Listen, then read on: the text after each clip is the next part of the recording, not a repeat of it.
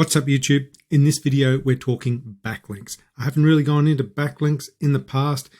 You can rank on Google without them, but if you want to dominate your niche and go after those competitive keywords, you definitely need backlinks. So before we get into that, I just want to point out a couple of things about what has changed in the last 12 months that makes backlinks even more important. So let's take a look at this graph here. What I want to illustrate here is the dominance of Google in search. So they've got around 91% of all search and everything else looks insignificant. So I'm just going to delete that out. I just wanted to show why Google is so important in this search market. But if we look at the others, let's see what has happened in the last 12 months. This new player here, ChatGPT, it's already taken over DuckDuckGo, it's taken over Bing. So relatively speaking, when you take Google out of the equation, you can see ChatGPT is really coming through in terms of competition for the big search engines. So let's take that away. Now, we're left with this diagram here. And what is it and why is it important? Well, on the left, this is what the search result page has looked like in Google. In more recent times, at the top, you've got paid, you've got the sort of knowledge graph down the side here, organic, and then we've got organic, Google, and paid. Now, look at what direction this is going. Now, this may not have been rolled out everywhere, but it's certainly in the transition. So what we're seeing over on the right here is this search generative experience, or SGE. The change is that this second section here, which was organic search results, is now the SGE results. And this is a combination of content that has been put together by highly reputable sources that Google's got access to give direct answers to questions. So that real estate has been lost to Google SGE, which was previously organic. Further down, organic, the knowledge graph, and then so all in all, basically, there is less real estate for organic search, which means competition is going up for this real estate, which means you need to up your game. So before we dive right into this, let's just cover off what are backlinks. So SEO backlinks, a bit like a digital recommendation for a website. So over on the left here, we've got the different types of backlinks. You've got do follow backlinks, and really this is the type you are after. And what do follow backlinks, basically what they do is they are a recommendation. So it's passing on what's often termed link juice. So if you link to a very powerful website, that authority passes somewhat to your domain. And over on the right here, I've got the example. This is from Ahrefs, and it is for mangoseo.io.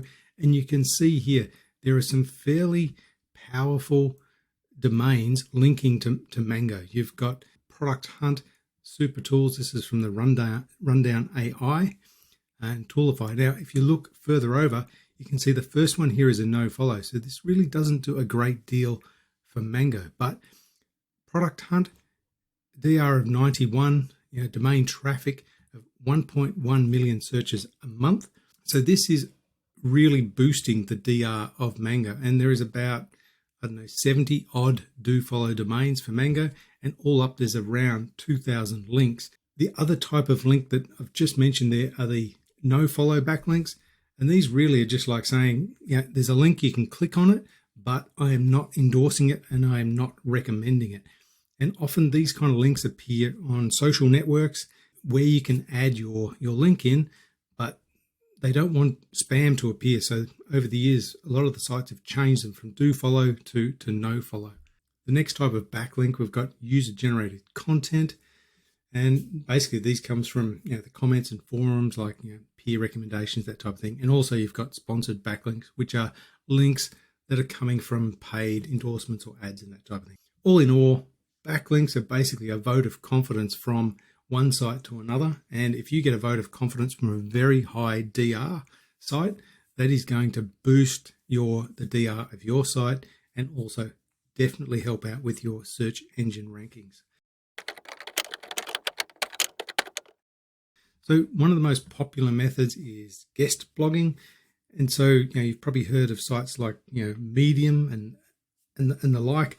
You can write an article and get it posted there and have these do follow links back to your site, or get someone else to do it. The second method here, we've got participate in forums and online communities.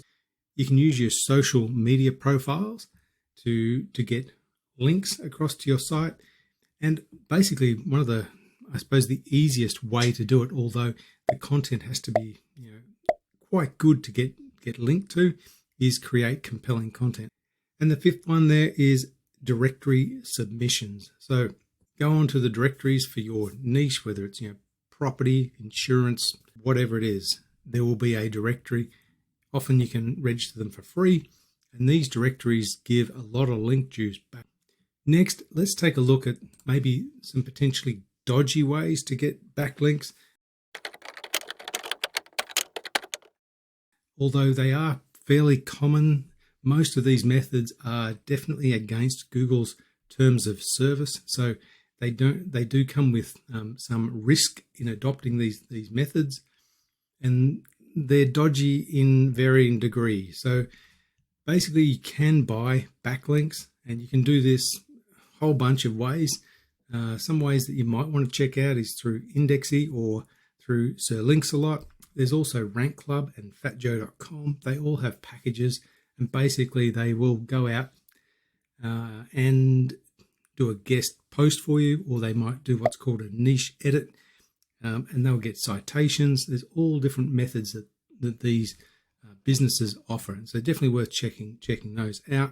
The other method that is fairly common is to buy a premium domain. So what you can do with that, you can either build your site on a premium domain, and what I mean by premium domain is that it already has a high DR. It already has a lot of trust with Google. You can purchase these domains and build your website on it, or you can do what's known as a 301 redirect and send all that link juice and trust through to your own website. So there are a couple of sort of dodgy ways, but with varying degrees of dodginess, if you like. Next, let's take a look at parasite SEO.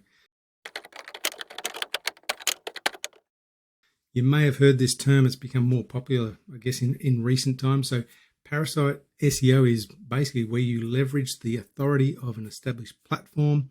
This could be a news outlet, for instance, or Web 2 kind of sites, and you create pages on these sites, and you get the juice from those pages coming to your site. The reason it's called parasite basically is because you're latching onto someone else and you're taking that juice. So a couple of examples of parasite SEO sites. Forbes, you could probably get a guest post written on Forbes, maybe for around $5,000. And another example is the Times of India. So depending on how many pages or bits of content you want to generate, you may pay $500 a page, or you might be able to get a bit less if you buy 10 pages, something like that. And we can take a look at Forbes and the Times of India here, so you can know what you're looking for and how you can identify this type of content. So on the Times of India, if you look up in the URL and you see Spotlight, that is a dead set sign that this is basically parasite SEO. This content is written, and the links within the article will be pointing back to a money page somewhere else and getting that link juice and driving that traffic. And the same with Forbes.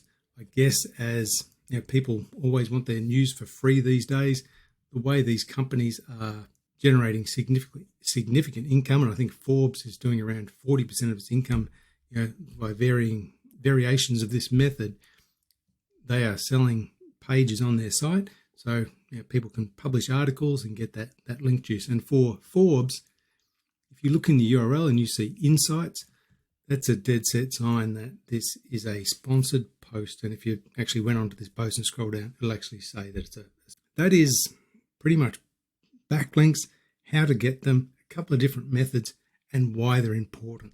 If you've got any questions or comments, leave them below. I hope you got some value from this video. If you did, give it a like, subscribe to the channel, and I'll catch you in the next one.